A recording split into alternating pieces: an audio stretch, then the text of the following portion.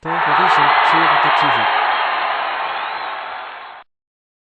Comme toujours, mesdames et messieurs, bonsoir. Vous nous suivez sur Dar es Salaam TV avec votre émission Sport Horizon. Eh bien, cet après-midi, nous recevons Thierno Ibrahima Bari. Moi, personnellement, je le surnomme le génie du football. Eh bien, monsieur Thierno Ibrahima, bonsoir. Bonsoir, monsieur Fodé, vous allez bien? Oui, ça va. Bienvenue sur ce plateau de Sport Horizon. Merci beaucoup, je vous remercie du fait de m'inviter et je remercie vos auditeurs. D'accord, à nos auditeurs. Eh bien, parlez-nous un peu de de cet idéal du football qui a marqué ici la révolution du football au début des années 2000. Vous savez, monsieur Fodé, en parlant du foot, de manière globale, on ne peut pas parler du foot sans se souvenir des Anglais. Effectivement. Parce que le football est apparu pour la première fois en Angleterre, plus précisément en Everton. Mais malheureusement, en Angleterre, c'est le club le plus malheureux. Le pays ou bien... Non, je veux dire le club en question, parce que le football a été inauguré pour la première fois ce jeu en Everton. Pourquoi je les qualifie de malheureux? Moi, depuis à ma souvenir, depuis mes connaissances, j'ai jamais appris qu'ils ont gagné la première ligue, hors de ce qui s'est passé dans l'histoire. Et puis, durant le début du 21e siècle jusqu'à aujourd'hui, il ne s'est même pas qualifié pour une demi-finale de Ligue des Champions. Pourtant, le football est apparu chez lui. Mais comme vous venez de le dire, de manière générale, l'Angleterre n'est pas changée en matière de football. Parce que si vous constatez, l'équipe nationale anglaise a joué 2 finales de Coupe d'Euro ces dernières années. Ils ont perdu. La dernière, c'était contre l'Italie. Si vous voyez ce que leurs clubs font dans les compétitions européennes, ils se donnent fonds et âme. Mais le résultat ne produit pas. Effectivement. Eh bien, mais là déjà, le football est apparu là-bas, mais beaucoup de gens comme nous qui ne connaissons pas encore autant la réalité du football, on va dire que nous, ceux qui ne savent pas diront que non, le football est apparu au Brésil, parce que nous savons le Brésil, peu importe les circonstances, leur sélection quand même, à chaque fois qu'on a vu une sélection brésilienne, on ne voit que des élites du foot. Qu'est-ce que vous avez à dire à ça par rapport à l'Angleterre? De ce côté, je suis entièrement d'accord avec vous. Le Brésil, je veux dire, c'est le mania du football. À chaque année, ils ont des joueurs extraordinaires. En plus, moi, je veux dire, c'est l'équipe qui produit plus de joueurs au monde par rapport aux autres équipes. Pour avoir une place dans l'équipe nationale du Brésil, il te faut une compétence et une expérience. Parce que il y a eu beaucoup de joueurs brésiliens. S'ils sont sélectionnés, c'est une seule année ou 2 années. C'est fini. Je vais prendre un exemple très frappant sur le cas de Gabriel Jesus. C'était un attaquant chaud en Europe. Il a marqué des buts extraordinaires. Mais pourtant, il y a de ces pays aujourd'hui où on a besoin de ces attaquants pareils. Mais pourtant, au Brésil, chaque année, ils ont des joueurs plus chauds que les autres. Prenez l'exemple de Diego Costa, l'ancien attaquant espagnol. C'est un Brésilien. Mais pourtant, le manque de place, le manque de talent que moi je vais l'accuser, il n'a pas pu avoir une place dans l'équipe nationale du Brésil. Mais comme vous venez de le dire, le football est apparu en Angleterre, mais la plupart des gens de nos jours pensent que le football est apparu au Brésil. Pourquoi? Parce que, comme je le disais au début, le Brésil est le mania du football. Mondialement, il n'y a pas une équipe qui peut se comparer à eux. Malheureusement, ces dernières années, ils ne prouvent plus. Parce que depuis le Mondial 2002, ils ne sont jamais arrivés en finale. Mais pourtant, ils ont beaucoup joué, ils ont beaucoup fait. Et puis si vous constatez, le dernier joueur brésilien qui a son ballon d'or, c'était Ricardo Kaká. Mais pourtant, que personne ne va pas me dire, depuis 2007 jusqu'à aujourd'hui, il n'y a pas eu des Brésiliens qui ont joué plus que Ricardo Kaká.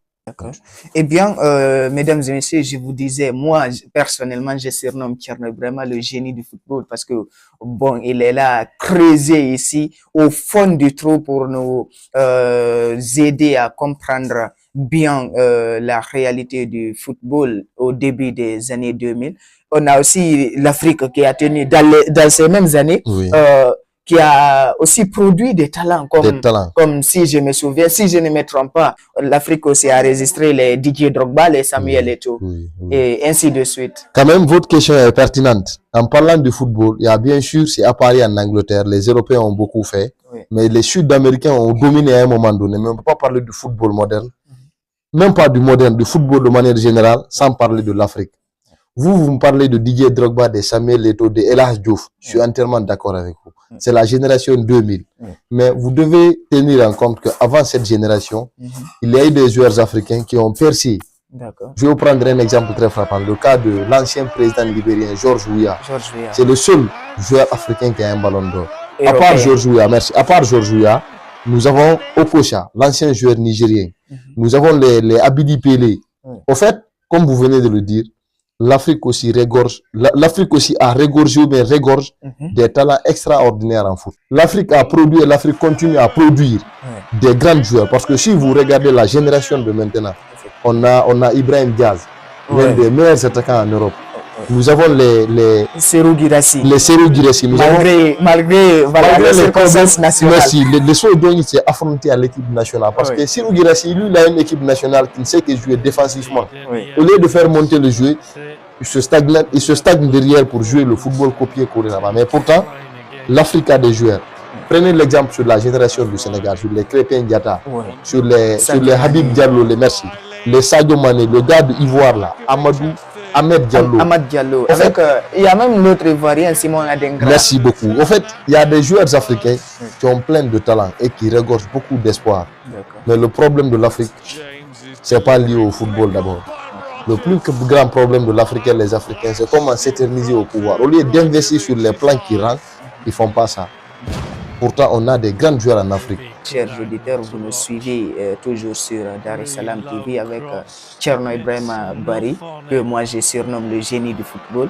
Eh bien, Thierno Ibrahima, avez-vous un dernier mot concernant cette révolution du football au début des années 2000? Même de ce côté, j'ai même pas seulement un mot, mais j'ai plutôt des mots. Okay.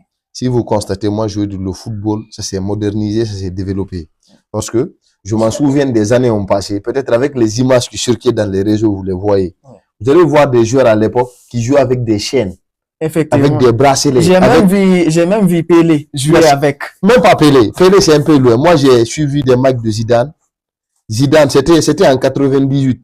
Il avait une chaîne à la gorge. Il jouait avec son alliance. Mais aujourd'hui, ces choses sont internes dans le terrain.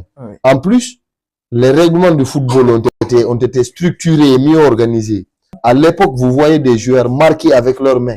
Jusqu'à présent, l'arbitre est le seul maître du terrain, mais à cette époque, le football était un peu archaïque. Parce que les moyens du bord ne répondaient pas aux critères, ça c'est un. Deux, l'arbitre avait beaucoup de pression sur lui, du coup, il accordait des choses qui pouvaient créer des polémiques. Mais avec le football d'aujourd'hui, plus précisément, je respecte mon grand, Vladimir Poutine. Si vous voyez, je le respecte. C'est lui.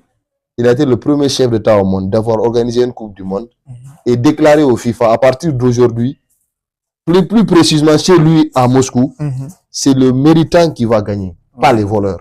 Parce que c'est chez lui qu'ils ont installé pour la première fois ce que vous appelez VAR et consort, la vidéo système arbitrage.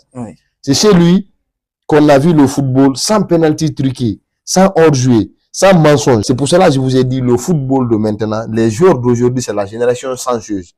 Parce que s'ils avaient joué à l'époque de Dani Alves, à l'époque de Abidal, ça allait être plus chaud que maintenant. D'accord.